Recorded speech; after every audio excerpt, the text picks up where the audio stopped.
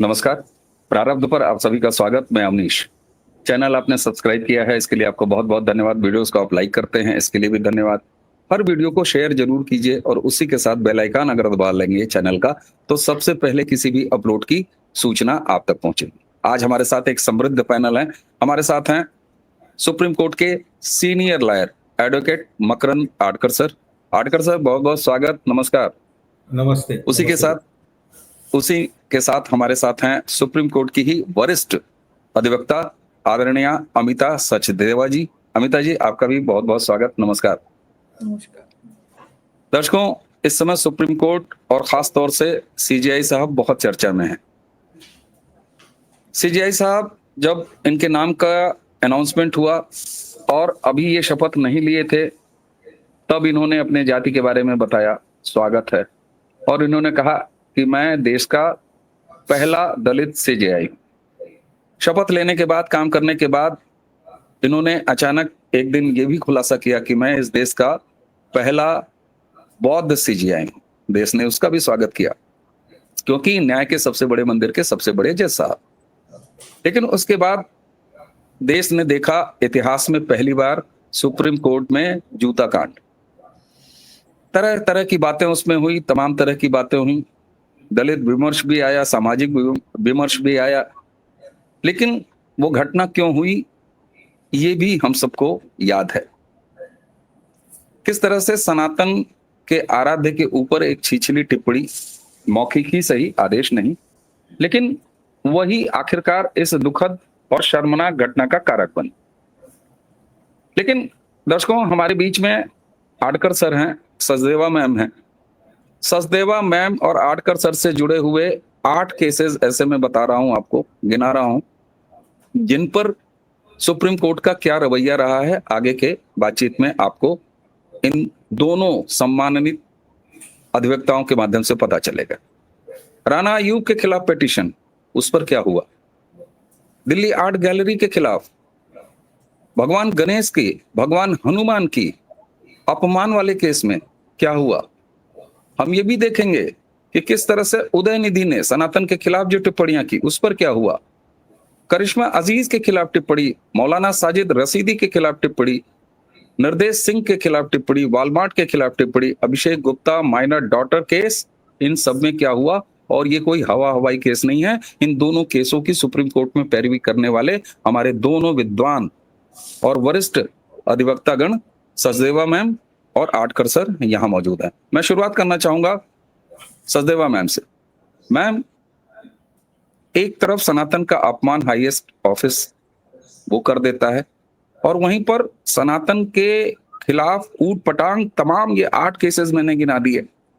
इन पर हमें और आपको क्या हासिल होता है, कैसे शुरुआत करेंगे आप इस चर्चा की। जी जी सभी को नमस्कार। बहुत बहुत धन्यवाद अवनीश जी, ये आज का विषय रखने के लिए, जो बहुत ही आवश्यक है, जनता के सामने जाना चाहिए।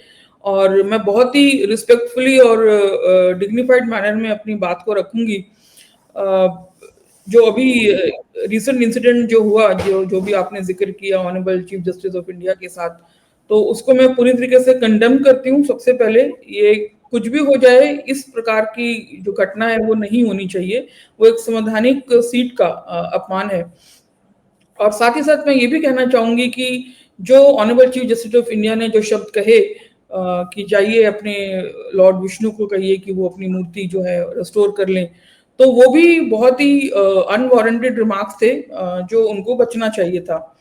मैं ये कहना चाहूंगी कि अगर भारत के सर्वोच्च न्यायालय के सर्वोच्च न्यायाधीश अगर इस प्रकार के रिमार्क्स पास करते हैं, चाहे वो किसी भी धर्म से संबंधित हो, उस कम्युनिटी के लोगों की जो भावनाएं हैं वो आहत होंगी ही।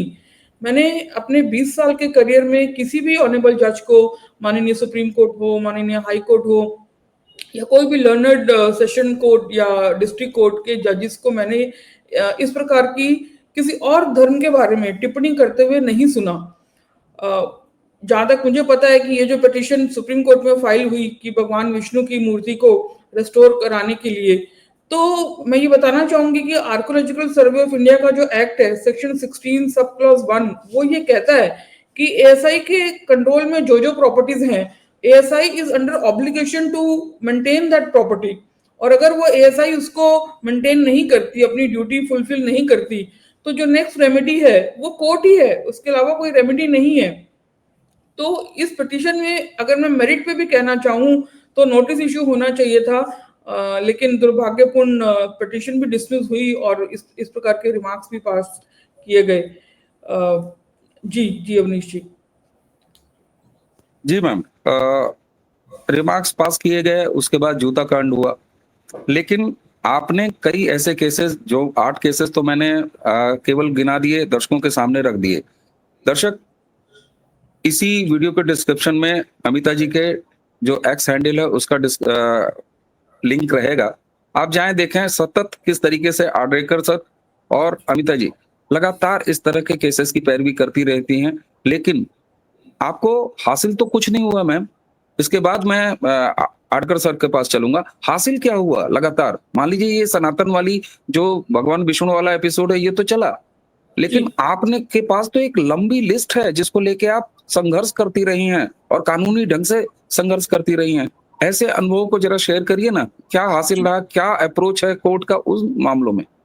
जी देखिए, मैंने और अटकर सर ने तो ये प्रण लिया है कि जहां जहां सनातन का अपमान होगा वहां हम संवैधानिक मार्ग से उस पर एक्शन लेंगे, क्योंकि हमारा वो कल्चर ही वही है कि हम संविधान को मानने वाले हैं, संवैधानिक मार्ग से हर कदम उठाने वाले हैं।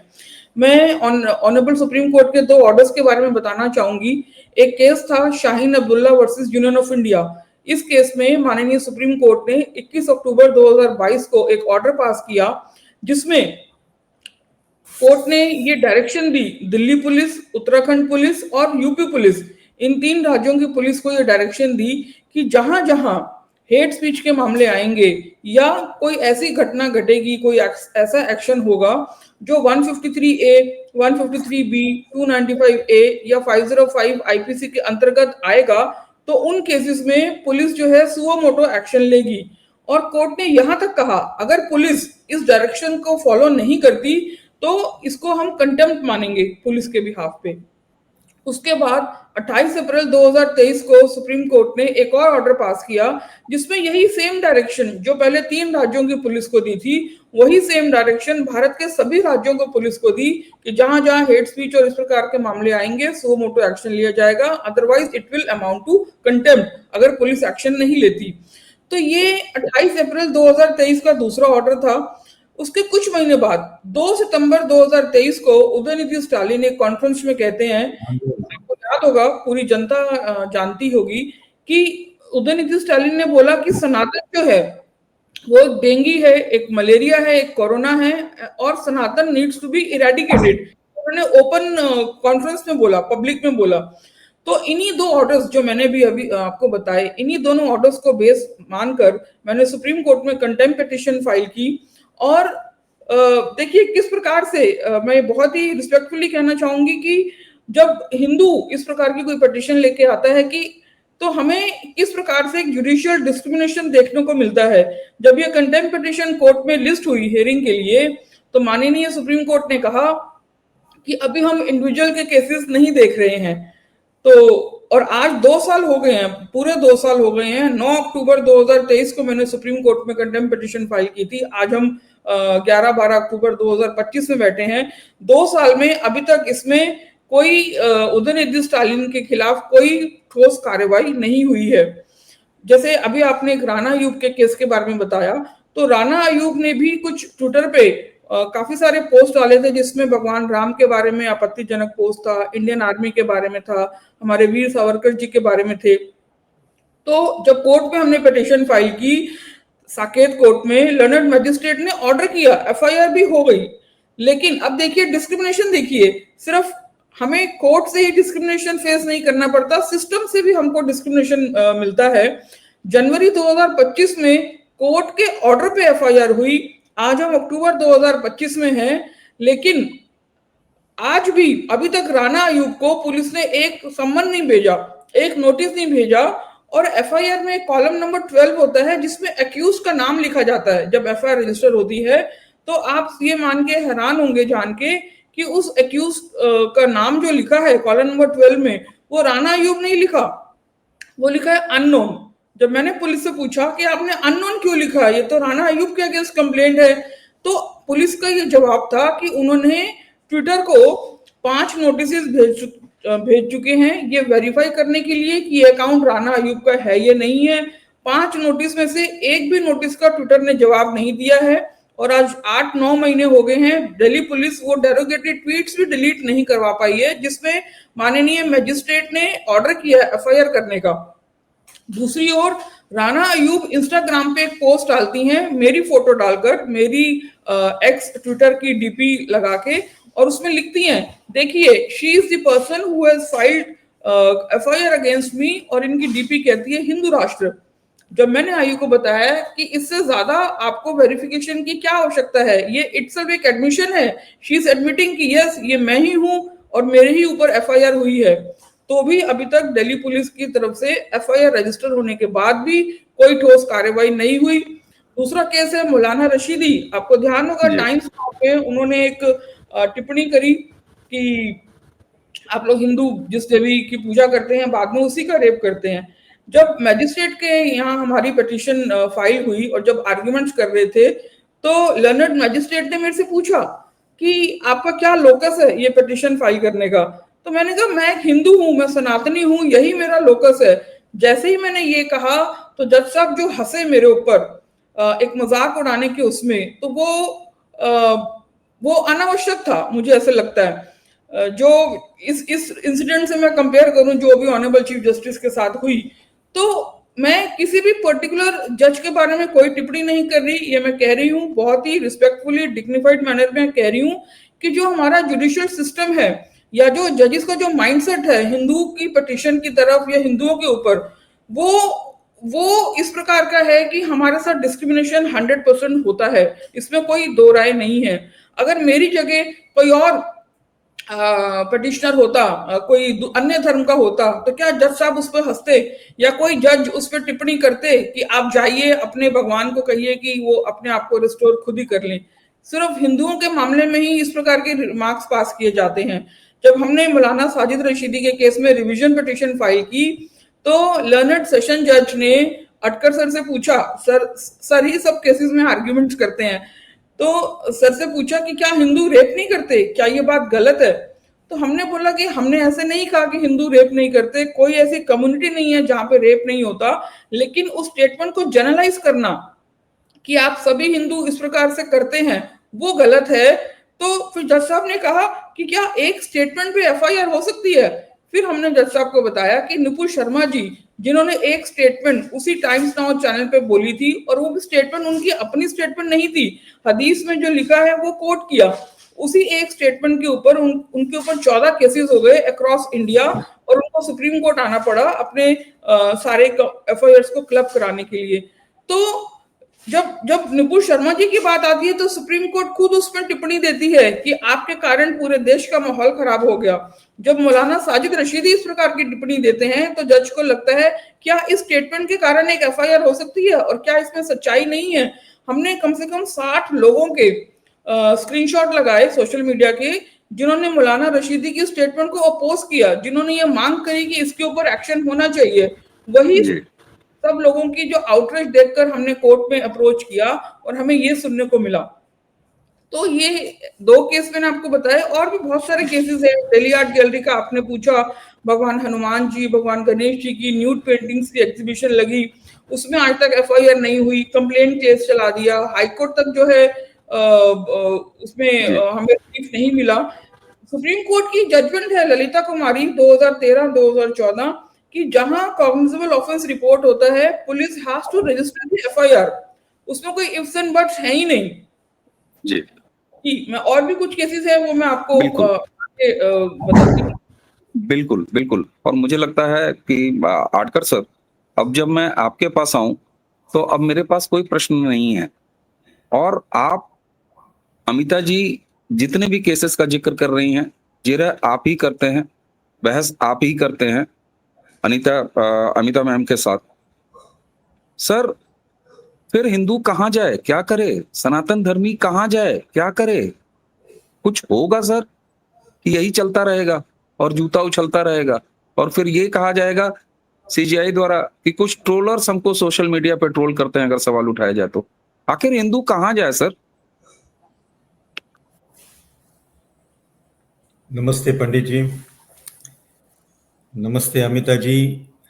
सर ये ज्योत जो जलाई सनातन के कार्य की, उनको प्रणाम करता हूँ। हरिशंकर जैन साहब, विष्णु जैन साहब, और थैंक्स टू अमिता जी कि मैं ये काम में आ गया।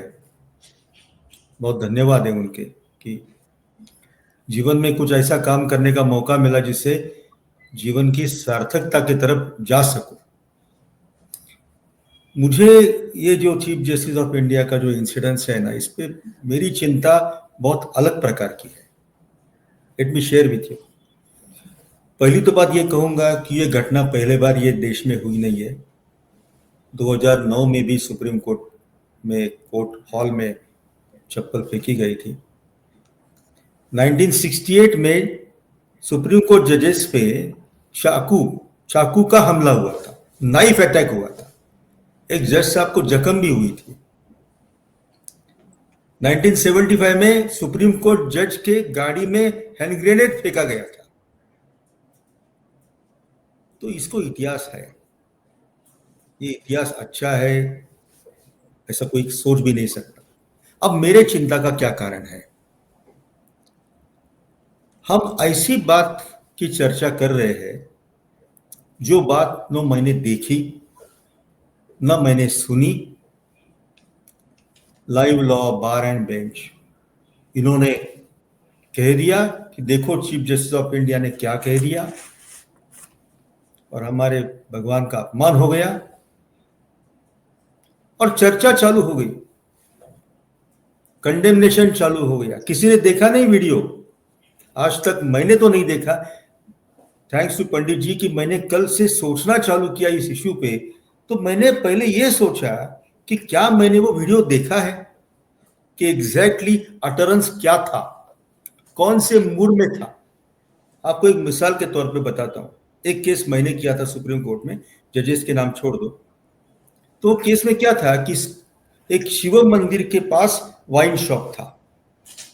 तो पहले सुप्रीम कोर्ट में आया, जजेस जो है वो शायद बहुत ज्यादा क्या बोलते हैं, टी टोटलर थे। तुरंत स्टे मिल गया मुझे। नेक्स्ट टाइम दूसरे जज के सामने आ गया, जज साहब ने मुझे बोला, अरे क्या हो रहा है, ये शिवजी है, सोमरस है, क्या तकलीफ है तुमको? डिसमिस कर दिया। It was on a very jocular way और वेरी लाइट वे। और मैं ये खुद जानता हूं कि जो जज ने ये कहा वो खुद बहुत ज्यादा भगवान को श्रद्धा रखने वाला जज है।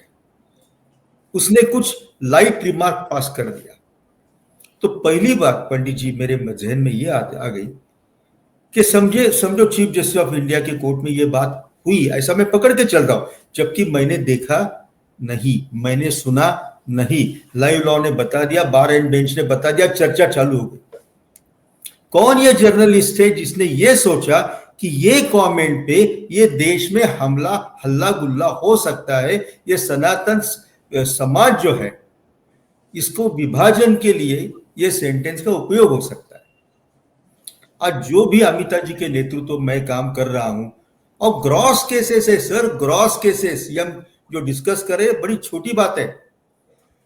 हनुमान जी की नग्न प्रतिमा हम आंखों से देखते वेदना होती है, गणपति जी की नग्न प्रतिमा देखते वेदना होती है। सर हम कोर्ट से कोर्ट भटक रहे, मगर हम भटकना छोड़ेंगे नहीं, हम करते रहेंगे, हम दरवाजा खटखटाते रहेंगे। क्या हुआ पंडित जी, इस दशकों नहीं शतकों का इतिहास है कि सनातनी कुछ बोलेगा नहीं, ये प्रॉब्लम है। आदत हो गई है कि सनातनी को कुछ भी कर दो वो बोलेंगे नहीं। तो ये 1-1.5 साल या जैन साहब ने चालू कर दिया 2017-18 से, ये तो कोशिश चालू हुई है और ये कोशिश चलती रहेगी, कारवा बढ़ता जाएगा और हम करते रहेंगे। बस ये तो तय है। कितने भी हमको लोगों को लगता है हमको सेटबैक मिला, हम बोलते सेटबैक नहीं, हमारी परीक्षा चल रही है। मेरे और अमिता जी के बात में कभी कभी ऐसी बात होती है कि अमिता जी कहीं हमारी नियत में तो खोट नहीं है ना, कहीं हमारे पुण्य तो कम पड़ नहीं रहे ना, हमको आशीर्वाद क्यों नहीं मिल रहा? ये बातें करते हैं हम। कोर्ट के बारे में हम दोनों कभी बात करते, कभी दोष नहीं देते। हम बोलते हैं अमिता जी हमारी शक्ति कम पड़ रही है, हमारी अमिता जी हमारा आत्मबल कम पड़ रहा है। जिस आदमी ने इस देश में कुछ रेवोल्यूशन लाने की कोशिश की, सर सालों साल कुछ नहीं हुआ मगर हुआ, सालों साल कुछ नहीं हुआ मगर। और वही जोत लेके हम अमिता जी, जैन साहब चल रहे हैं।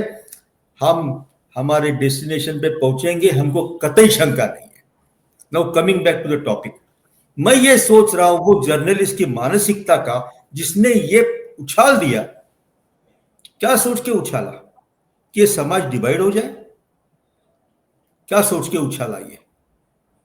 और ये नतीजा देख रहे हैं हम कि सुप्रीम कोर्ट का चीफ जस्टिस ऑफ इंडिया पे हम कास्ट पे बात कर रहे हैं। वो जज साहब ने जो कास्ट के बारे में बताया ना, वो इसलिए बताया कि I owe something to doctor Ambedkar, that's okay. वो गवई साहब खुले मन से बोलते ही है। और जो गवई साहब के बात करने का या उनके आदतों से जिनको दो are comfortable, he is an ordinary very light hearted person. अभी ये जो मैंने स्टेटमेंट आपको बोला कि एक सुप्रीम कोर्ट जज मुझे बोला कि अरे शिवजी से क्या परेशानी है, शिवजी तो खुद सोमरस वाले हैं। Did he insult Shivji? He was in a very casual way. He did not want to insult Shivji. He did not. अच्छा, ये जो पिटिशन में जो भी पब्लिश हुआ स्टेटमेंट गवई साहब का कि this is a publicity litigation, first sentence, I am placing reliance what is published, I don't know personally unless I know some. जैसे मैं बोलता हूं कि गणेश जी की नग्न प्रतिमा मैं देखा हूं आंखों से, मुझे किसने बताया नहीं है। अभी हम वो मैटर लेके सुप्रीम कोर्ट जा रहे हैं। इमेजिन करो पंडित जी कि ये देश में गणेश जी की नग्न प्रतिमा, हनुमान जी की नग्न प्रतिमा में हम एफआईआर तक नहीं करवा पा रहे, मगर हम छोड़ेंगे नहीं, हम सुप्रीम कोर्ट तक जाएंगे। भगवान पे सौंप दिया है। हर रोज जब मैं हनुमान जी के सामने जाता हूं, बोलता हूं भैया मैं तो छोड़ूंगा नहीं, ना अमिता जी छोड़ेंगे ना। जिसने ये पब्लिश किया उसके मानसिकता के बारे में मैं सोच रहा हूं कि उसने क्या सोच के पब्लिश किया। चीफ जस्टिस को बदनाम करना था, या सनातन जो हम इकट्ठा करने की कोशिश कर रहे वो फिर डिवाइड करने की कोशिश है? चीफ जस्टिस साहब ने, अच्छा चीफ जस्टिस ऑफ इंडिया, उसकी पूरी फैमिली एक पूजा में बैठी है, दिस अवेलेबल ऑन व्हाट्सएप, कि पूरा परिवार पूजा में बैठा है गवई साहब का, ये व्हाट्सएप पे है, अवेलेबल है। तो इसका मतलब ये नहीं है। अच्छा गवई साहब क्या बोलते हैं, it is publicity litigation. Supreme court में 32 क्यों हुआ, 226 क्यों नहीं गया बॉम्बे है मध्य प्रदेश हाईकोर्ट में? That is one thing. Second thing, फिर गवई साहब ऐसा कोर्ट किया है गवई साहब को, अरे भैया यहां तकलीफ हुई है ना, वहां बड़ा शिवलिंग भी है, आपको परेशानी नहीं तो वहां जाके प्रेयर करो।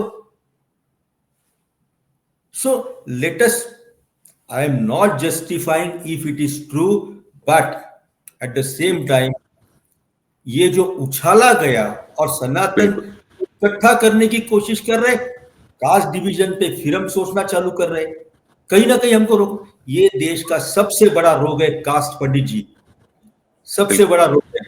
और गवई साहब को कास्ट के बेसिस पे क्लासिफाई करना is a most unfortunate part. और जैसे अमिता जी ने बोला, वो वकील साहब ने जूता फेंका, sir ji this needs to be condemned very seriously, this is not the way.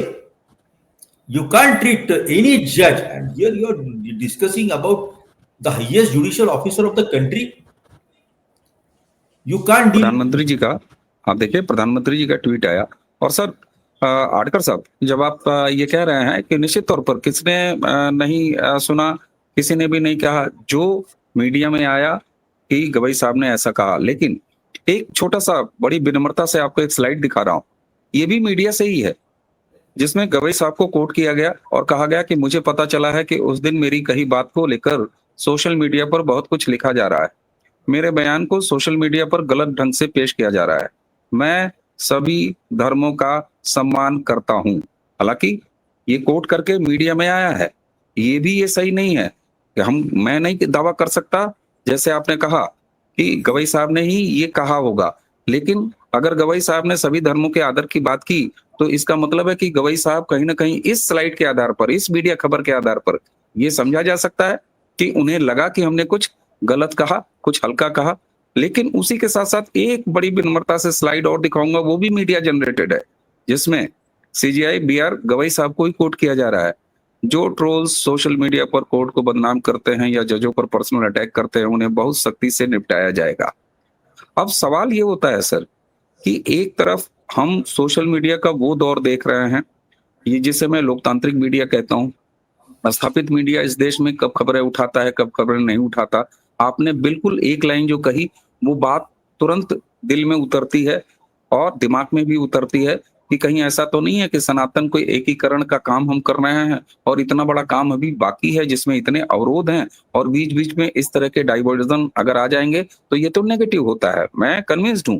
लेकिन दूसरी तरफ इस तरह की चीजें आना, ये दोनों एक साथ कब चलेगा? और क्या आपको लगता है कि ये दोनों चर्निंग एक पूरा प्रोसेस है जिसके जरिए कुछ ना कुछ अच्छा ही निकल के आएगा? हम किसी पर दोषारोपण नहीं कर रहे। प्रधानमंत्री ने खुद 140 करोड़ देशवासियों की तरफ से इस पूरी घटना पर सबसे पहले स्टैंड लिया और ट्वीट किया। जी सर, आज टाइम्स ऑफ इंडिया का फर्स्ट पेज देखना, चीफ जस्टिस ऑफ इंडिया का कमेंट है, many girls still face practices like genital mutilation. This is the context of Islam very clearly. Also Zoroastrian to some extent, but clearly in the context of Islam. There is a petition in Supreme Court about this genital mutilation. Nobody commented on this. Waqf Act, Chief Justice of India ने बरकरार रखा। जो दो तीन छोटे छोटे issues थे तो ना कोई एप्रिसिएशन हुआ ना कोई कंडेमनेशन हुआ। बिल्कुल, they don't require appreciation sir. यही तो, ये आपकी चिंता कि ये कहीं विश्व भूलने का तो काम नहीं हो रहा है ये बहुत, क्योंकि वक्त पे हमने आपके साथ ही डिस्कशन किया है, हरिशंकर जैन साहब भी थे। जी Pandit ji, I am seriously concern with this issue of comment by honourable chief justice कि ये देश को और सनातन को तोड़ने का काम इस तरीके से पब्लिसिटी करके, देन बहुत जगह पे मैंने नोटिस किया कि those who claim to be followers of doctor साहब, दे से हमारे चीफ जस्टिस का, अरे please, caste has been the anathema, the curse of this country. 1000 साल से हम गुलाम इसलिए रहे because of caste system. Please don't brand chief justice of India by any caste. वो अपने बिगिनिंग को या अपने अपब्रिंगिंग को इसलिए रेफर करता है कि बोलता है कि मैं देखो कहां से कहां पहुंच गया, तो it is possible for everybody. ये भी उनका बड़प्पन है। He doesn't have to say that. As the Chief Justice of India, he has to say कि मैंने कमाया सब कुछ। He is entitled to say that कि जो भी है मैं मेरे वजह से हूं। He doesn't say that. He says whatever is there because of Dr. साहब। ये तो बड़प्पन दिखता है मुझे। I am only concerned कि जो मैंने सोशल प्रोटेस्ट देखे वो प्रोटेस्ट कास्ट बेसिस पे हो रहा है, and that is a very serious concern कि जिसने भी इसको उछालने की कोशिश की, sir I am upset about it. मगर राजकिशोर साहब, जो भी वकील साहब ने ये काम किया, वो तो और आगे निकल गया, बोलता भगवान ने बोला जूता फेंकने को। सनातन के भगवान जूता फेंकने को बोलेंगे? सनातन में न्याय व्यवस्था भगवान को रिप्रेजेंट करती है, तो हमारा भगवान बोलेगा जूता फेंको? तो वकील साहब ने तो हद ही पार कर दी। यानी विष्णु जी के बारे में अगर गवई साहब ने बोला, नहीं बोला, again I say I have not seen it, I am relying on the press reports, I have not seen the tenor और the mood in which it is said, I am not aware of it. Is it seriously और jocular में, अरे जाओ यार prayer करो, उधर करो, हो जाएगा। और शिवलिंग है वहां क्यों नहीं जाते प्रेयर करने? This is quite, utterances in a very casual way. Meaning to commit insult, sir, everybody understands. And it all depends on the tenor. अब जिस तरीके से बात करते हैं, मगर सिर्फ सेंटेंसेस बताए गए और समाज को तोड़ो, समाज को तोड़ो बिकॉज गवई साहब पर्टिकुलर कास्ट के, don't classify chief justice of India in on a caste basis. Chandrachud साहब अभी रिसेंट इंटरव्यू में कहीं बोले मैं हिंदू हूं, मैं रिचुअल्स फॉलो करता हूं, मेरे पास प्राइम मिनिस्टर आ गए, what is the difficulty? We hold constitutional post, वो उनका काम जाने में मेरा काम जानू, but both being Hindus we attend Ganesh Puja, what is great about it? लोगों को तकलीफ हुई, चंद्रचूड़ साहब ने बोला कि मैं डिसीजन के पहले भगवान के पास गया, तकलीफ हुई लोगों को। कल मेरा मेरा मेरा बेटा मुझसे बात कर रहा था कि वो भगवान के पास बैठे, अरे बच्चा वैसी बात नहीं है, आत्मबल के बिना ताकत नहीं बनती जी, ये बात कह रहे। चंद्रचूड़ साहब ये दावा नहीं कर रहे कि उनको राम जी ने या विष्णु जी ने गाइड किया कि कैसा डिसीजन दो। वो राम जी से चाहते हैं कि मुझे सच के मार्ग पे जाने की शक्ति दो। आपका राज्याभिषेक दोपहर को होना था, आपने छोड़ के सब निकल गए, ये आपकी ताकत है, तो मुझे भी ताकत दो कि जो मेरे मन में आए वो मुझे करने की क्षमता मुझे मिले। उछाल दिया लोगों ने कि चीफ जस्टिस ऑफ इंडिया भगवान के सामने बैठ गया। किस लिए उछाला? ये चीफ जस्टिस ऑफ इंडिया का अपमान करने के लिए किया गया, जान के किया गया। तो ये हमको सिर्फ इसलिए रोकना है सर कि हमको सनातन इकट्ठा करना है। हम सनातन कास्ट बेसिस पे नहीं चाहते। हमने गोरी को 1000 साल पहले इसलिए सह लिया कि we are divide on caste, let us stop it somewhere. और हमारा जो प्रयास चल रहा है, जैन साहब, मेरा, अमिता जी का, सनातन को इकट्ठा करो, ये प्रयास हमारा बरकरार रहे और हमको भगवान का आशीर्वाद मिले। बिल्कुल सर, बिल्कुल सर। और हमने भी इस घटना पर आज की ये आप दोनों विद्वानों से चर्चा के पहले सिर्फ एक वीडियो किया और मैं आपको भेजूंगा सर। दर्शक हमारे जानते हैं, हमारा सीधे सीधे ये सवाल था कि ये दुखद घटना हुई है स्वाभाविक रूप से या करवाई गई है। कहीं ना कहीं इस एंगल पर भी हमें सोचना चाहिए कि एक तरफ हम बात करते हैं कि बटोगे तो कटोगे, दूसरी तरफ हमारे प्रधानमंत्री कहते हैं कि एक रहोगे तो सेफ रहोगे, लेकिन उसी के साथ अगर इस तरह का विमर्श खड़ा किया जाता है तो दर्शकों हमें ये भी पहचानने की जरूरत है कि कहीं हमारे अंदर हो रहे एकीकरण के विरुद्ध ये कोई साजिश तो नहीं है, ये जहर तो नहीं बोया जा रहा है। क्यों? क्योंकि हमें गुण दोष के आधार पर इन सारी चीजों को देखना है। और जिस तरह के महा आंदोलन को लेके आदरणीय हरिशंकर जैन सर के नेतृत्व में, विष्णु शंकर जैन जी के नेतृत्व में, आडकर सर के नेतृत्व में, अमिता जी के नेतृत्व में ये सारी चीजें हो रही हैं। आप देख पा रहे होंगे अमिता जी ने आपको डिटेल में बताया दर्शकों कि किस तरीके से हम अभी भी संघर्ष कर रहे हैं। जब स्थितियां ऐसी हों, समाज की ये स्थिति हो, तो लड़ाई बहुत लंबी है। और इसलिए आडकर सर जो कह रहे हैं कि हमें इधर उधर उलझने की कोई आवश्यकता नहीं है। सर, मैम, आपने हमें समय दिया और एक अलग दृष्टि आज की इस चर्चा से इस मुद्दे पर और इससे बड़े मुद्दों पर एक सकारात्मक चर्चा दर्शकों के बीच में गई, इसके लिए आप दोनों का बहुत बहुत आभार। दर्शकों, इसी के साथ अमिता मैम और आडकर सर दोनों को धन्यवाद देते हुए आज की चर्चा यहीं समाप्त करेंगे। आप सभी को बहुत बहुत धन्यवाद। नमस्कार, प्रणाम, जय जय श्री राम। जय श्री राम।